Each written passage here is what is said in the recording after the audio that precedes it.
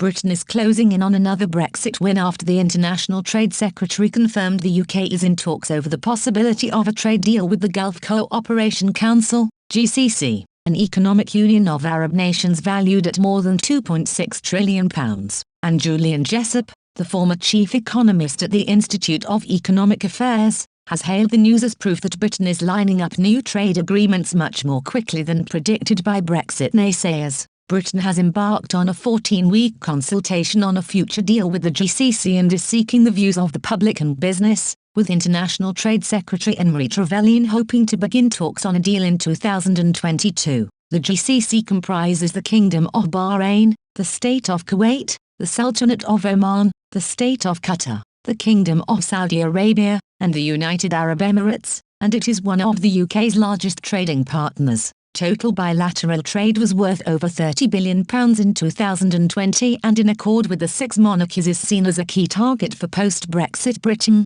with the EU having failed to strike a similar agreement. Mr Jessop told Daily Express, "The Department for International Trade has already rolled over or improved our existing trade deals much more quickly than most had expected. Now Brexit is opening new doors to faster-growing and more dynamic economies in the rest of the world. As the relative importance of the EU continues to decline, the Department for International Trade, DIT, believes an agreement would take the relationship to the next level in industries of the future such as digital trade, services and green growth, delivering higher-paying jobs across the country." Ms Trevelyan said, "A trade agreement with the Gulf Cooperation Council is a huge opportunity to liberalise trade with a growing market for British business and deepen ties with a region that is vital to our strategic interests. We want a modern, comprehensive agreement that breaks down trade barriers to a huge food and drink market and in areas like digital trade and renewable energy which will deliver well-paid jobs in all parts of the UK." The International Trade Secretary,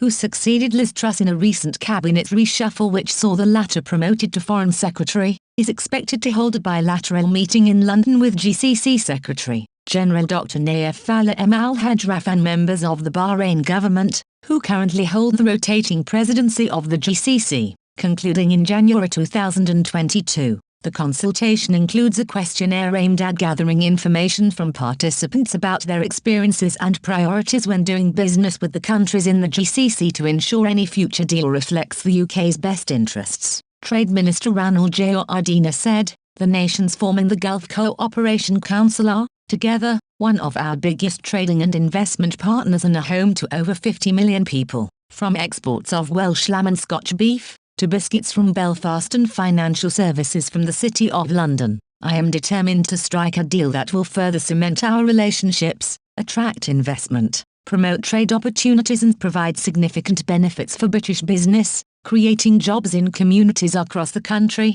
Paul Benton, Managing Director International of the Association of British Health Tech Industries said, "As the economies of the region have matured and diversified in recent years, we have seen a significant demand for proven UK health tech, and enhanced trade opportunities with the region will only boost this further." However, Shadow International Trade Secretary Emily Thornberry said while there are undoubtedly opportunities for British businesses in the Gulf, there were lots of practical questions too. She said, "There are undoubted opportunities for British businesses in the Gulf, from green technology and the construction industry to educational exports and recreational services, but there are lots of practical questions too. How geared up is the DIT to negotiate a deal where barriers to service exports are the main issue, not tariffs? Is ISDS, investor-state dispute settlement, going to be a feature of this agreement as it is in our investment deal with the UAE? What commitments will the GCC be prepared to make on climate change? And on a basic level,